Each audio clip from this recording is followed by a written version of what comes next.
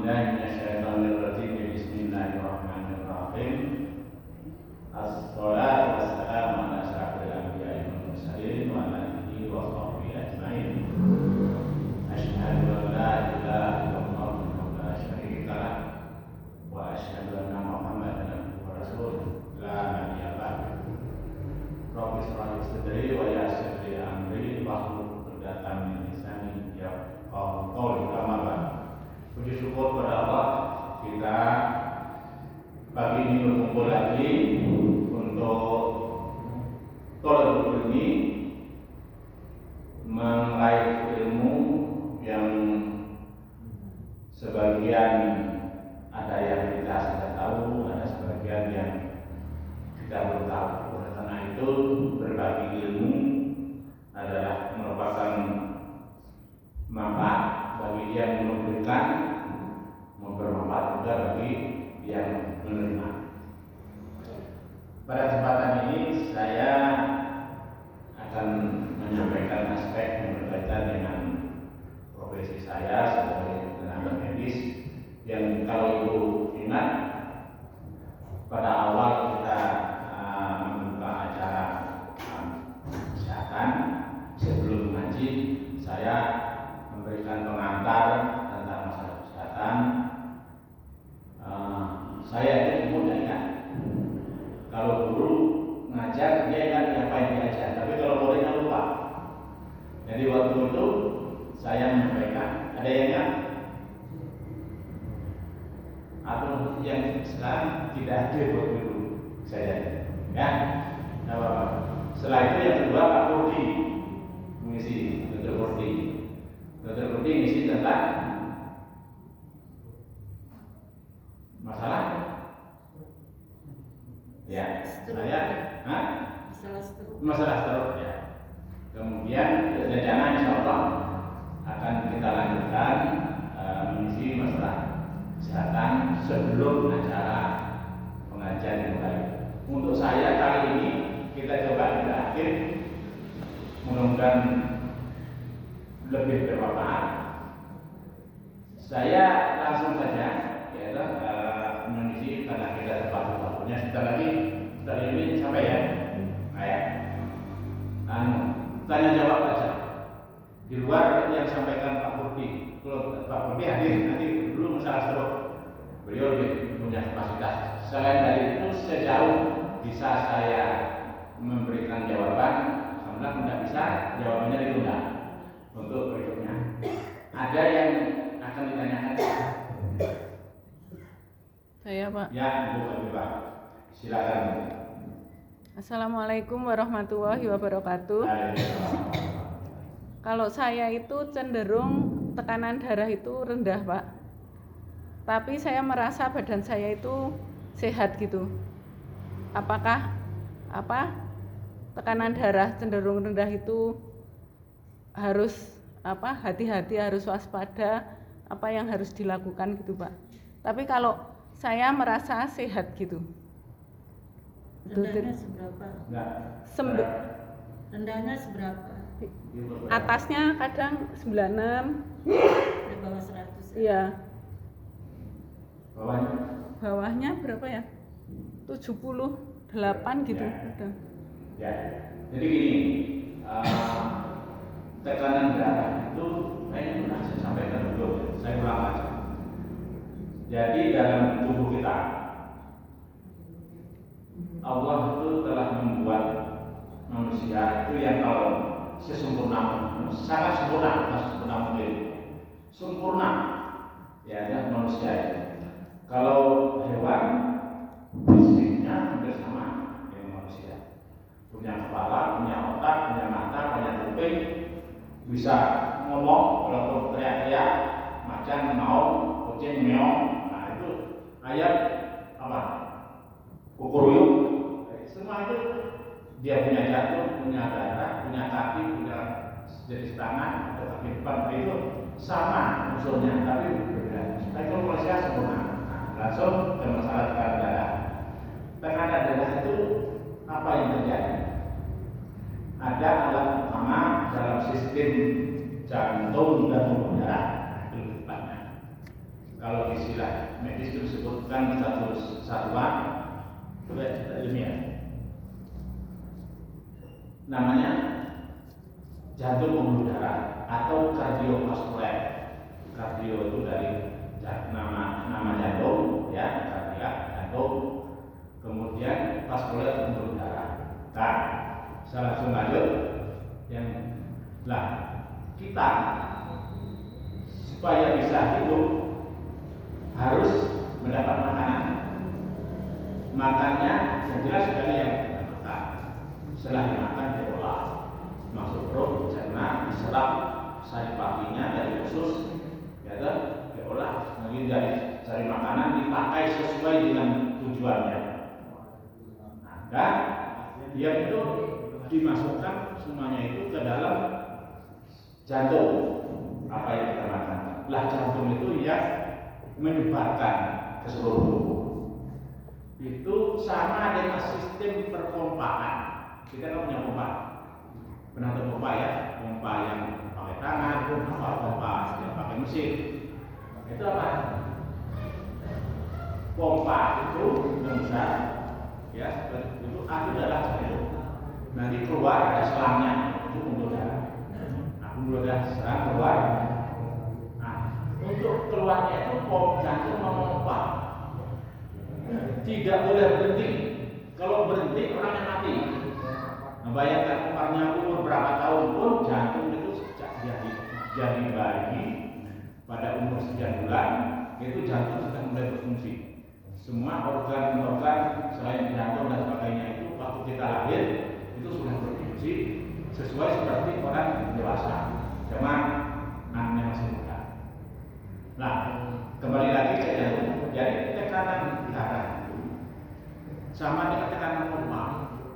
Pompa memompa, kalau saya menggunakan pompa model lama itu ditekan, dia itu mengeluarkan angin dalam selang masuk ke dalam ban. Perlu tekanan. Nah, kemudian, pompanya ini isinya apa tadi? Kalau pompa yang ada di tukang batu, pompa isinya angin. Tapi kalau dalam pembuluh darah, itu mirip-mirip dengan PDAM. PDAM itu di atas punya tandon besar. Itu mirip-mirip dengan pompa, dengan tekanan masuk ke dalam kampung-kampung, masuk ke dalam rumah, masuk ke dapur nanti masuk ke rumah, masuk ke banyak kereta. Mirip-mirip dengan itu lah. Yang dibawa adalah air.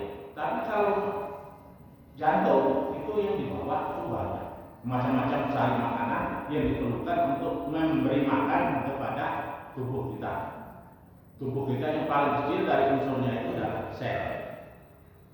Jadi sel atau unsur terkecil dari tubuh kita itu dikasih makan oleh mulut yang tadi. Lah untuk makannya itu sampainya masuk ke dalam oleh tekanan tadi secara fisika, kemudian itu juga proses kimia. Nah, kembali lagi ditanya dulu. Tekanan tadi diperlukan. Kalau tekanannya anginnya itu lemah, dia tidak sampai. Tapi kalau keras banget tekanannya itu, selangnya bisa pecah. Nah, itu yang disampaikan Pak Rudi dulu, namanya stroke berdarah. Jadi kalau tekanan tidak tinggi banget, ada pembuluh darah yang peka terhadap tekanan yang berlebihan, antara lain adalah pembuluh darah yang di otak. Itu banyak terjadilah pecah pembuluh darah, yaitu namanya itu stroke perdarahan. Tapi kalau bisa jadi dalam dia memompanya itu ada bagian yang kotor, itu namanya kolesterol ya. Kalau saya umpamakan secara garis awam saja, kalau sistem PDAM itu sama dengan di dalam pipanya atau lumutnya lepas, nanti membuat keran yang ada di dapur. Itu sama dengan orang yang sistem pembuluh darahnya itu melepaskan sesuatu yang nempel, umpamanya itu kalau PDAM sebagai lumut sampai ke keran bekas. Nah, tekanan yang diperlukan normalnya orang dewasa. Saya tadi gambarkan ya, memang sistem jantung dan pembuluh darah bekerja, diperlukan untuk supaya makanan yang nutrisi yang diperlukan itu sampai ke tujuan akhirnya adalah sel. Sel makan, kalau selnya tidak makan mati. Kalau matinya sebagian ya sebagian, kalau matinya lebih dari sebagian jantungnya tidak bisa berfungsi. Nah, kembali lagi, nah tadi tekanannya berapa? Itu secara normal ya, tekanan darah idealnya itu untuk orang dewasa itu 120 mm air rasa, itu satuannya ya. Jadi waktu dia pompa tekanan itu 120 angkanya. Satuan dia pakai satuannya adalah milimeter air rasa. Kalau ibu bapak ingat dulu sebelum sekarang menggunakan desimeter yang digital ya, nah itu angkanya keluar saat kapan dikatakan 120 tekanan waktu dia pompa. Jadi kalau pompa tadi ditekan di ujung selangnya itu ada alat pengukurnya, itu angkanya itu waktu dia tekan itu 120. Itu normal. Normal. Kemudian lah waktu setelah dia pompa sampai ke ujung ya, nah kan berhenti. Waktu dia pompa di samping dia nyemprot masuk ke dalam ban atau air tadi masuk keluar muncrat, itu pompa itu kan seperti lentur, bahannya itu lentur gimana? Setelah dia pompa di samping yang keluar itu pompa itu juga pelan, selangnya juga pelan. Lah waktu ini berhenti, berarti kan tekanan tidak ada pompa. Lah yang tadi yang melar pembuluh darah itu atau selang itu melar berhenti, yang pembuluh darah tadi yang melar tadi balik jauh lagi. Lah balik itu juga dia menyemprotkan air atau angin ke dalam ban tadi, umpamanya kalau masuk. Nah itu nama tekanan yang di dalam pembuluh darah yang melar balik lagi itu yang 80 angka. Jadi pembuluh darah itu kan juga lentur. Dia akan jadi selalu ada pas tekan, dia selalu ada baik saat berhenti, baik saat berhenti, jantung itu juga gitu, pompa, diam, dia kan diam balik lagi untuk pompa yang selanjutnya, yang dalam pembuluh darah itu adalah tekanan tadi yang dikatakan tadi 120. Ini Pak Ustadz ini sudah tahu ya, 120 per 80 ya itu milimeter rasa. Nomor kalau masih toleransi tingginya itu 130 masih ditoleransi, tapi sudah masuk tekanan darah tinggi sudah boleh ya, karena darah tinggi kalau dia terlalu tinggi sampai 200 sampai lebih itu bisa pecah. Kalau ada luka di dalamnya yang kita sebut dengan kolesterol ya, kolesterol berubah menjadi apa yang disebut dengan trombus, ini istilah kedokterannya, lepas namanya embulus, dia terlepas itu akan menyebabkan tekanan tinggi melepaskan ada sesuatu yang nempel di pembuluh darah terus nanti menyebabkan.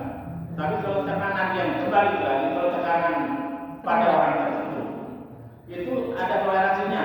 Kalau sudah di bawah dari 90 itu terjadi gangguan, mesti ada sesuatu yang tidak pas.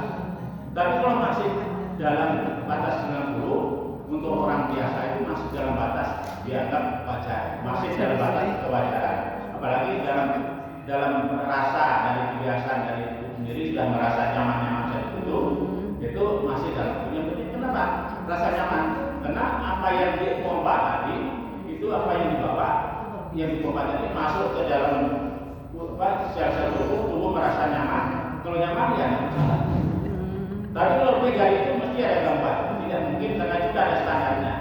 Kalau orang sampai lebih dewasa sampai 80 berarti terjadi orang yang kalau sampai rendah lagi tidak mungkin lagi dia bisa memasukkan makanan dalam sel-sel akan terganggu, maka dimulai gejala gangguan yang tidak nyaman, yang berasa apapun untuk sesuai dengan organ-organ yang terkena. Jadi saya kasih penjelasan agak panjang tadi supaya nanti dapat gambaran.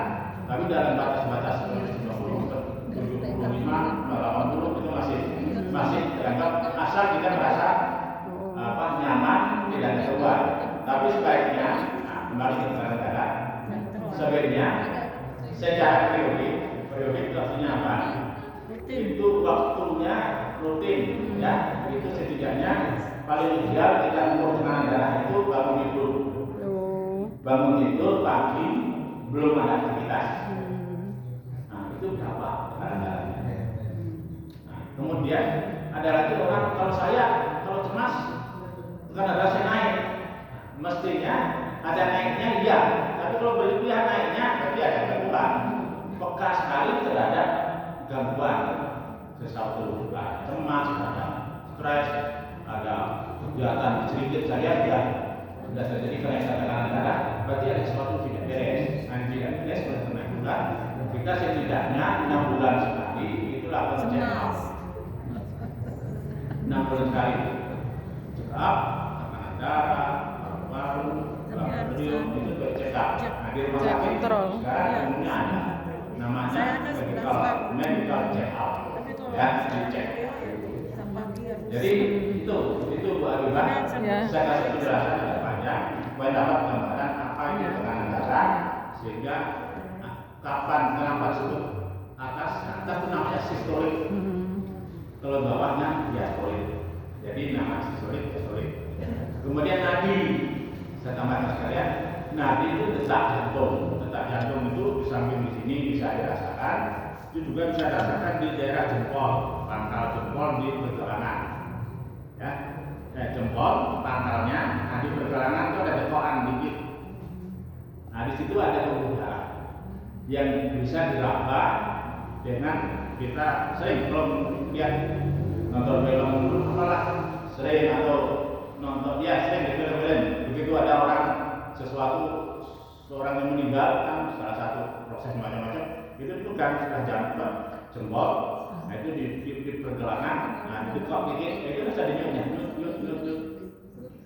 Nah jumlahnya itu per menit itu rata-rata 72. Kalau sudah di atas 100 berarti berdebar, berarti terbuka, lah gampang kan? Berarti ada seorang yang cemas, itu tidak benar juga. Ada juga orang yang sampai di bawah 60 itu juga bagus. Ya, rata-rata 72.